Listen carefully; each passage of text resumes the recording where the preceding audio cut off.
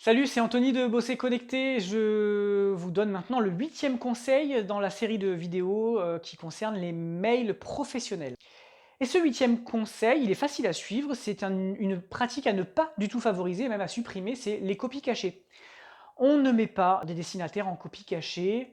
C'est sujet à piège, c'est sujet à peut-être des difficultés relationnelles, alors qu'on aurait pu faire autrement. Moi, ce que je vous invite, c'est si vous avez l'habitude de faire des copies cachées, pour des raisons non techniques, on va en parler plus tard des raisons techniques, mais pour des raisons non techniques, si vous avez l'habitude de faire des copies cachées, moi je veux vous poser une question simple.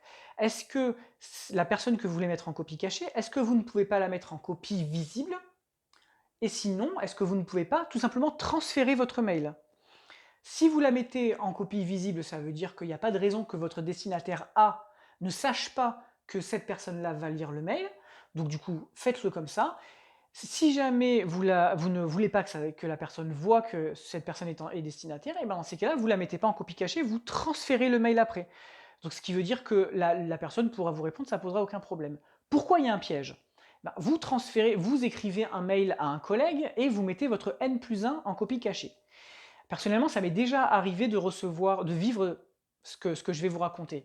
Le N+1 reçoit le mail, ne comprend pas qu'il est en copie cachée et il répond à tous. Donc il répond à vous, mais il répond aussi à votre destinataire, c'est-à-dire à votre collègue. Qu'est-ce qui va se passer? Votre collègue va se rendre compte que vous avez mis en copie cachée votre N+1. Et c'est pas très agréable. Donc moi je vous dis, ne le faites pas du tout. Si vous voulez montrer à quelqu'un d'autre que vous avez envoyé un mail à un tel, vous faites transférer, tout simplement. Vous retrouvez votre mail dans les boîtes d'envoi et vous faites transférer. Les deux raisons qui peuvent dire qu'on peut utiliser les copies cachées, c'est un, quand on fait un envoi en nombre et qu'on ne sait pas faire autrement. Donc là, effectivement, on envoie à 100 personnes et pour protéger les adresses des 100 personnes, et ben, du coup, on les met toutes en copie cachée. Et la deuxième raison, alors là, c'est quand même très technique, c'est si vous souhaitez avoir une boîte mail qui archive tous les mails que vous envoyez. Dans ces cas-là, vous paramétrez votre boîte mail pour mettre en copie cachée systématiquement, tout le temps, la boîte mail d'archivage. Qui veut dire qu'un jour, si vous perdez pour une raison XY, que vous perdez l'autorisation de rentrer dans votre boîte mail actuelle, et bien vous aurez toujours cette boîte de secours qui montrera tous les mails que vous avez envoyés. Voilà, j'espère que cette vidéo vous a été utile pour devenir un champion des emails.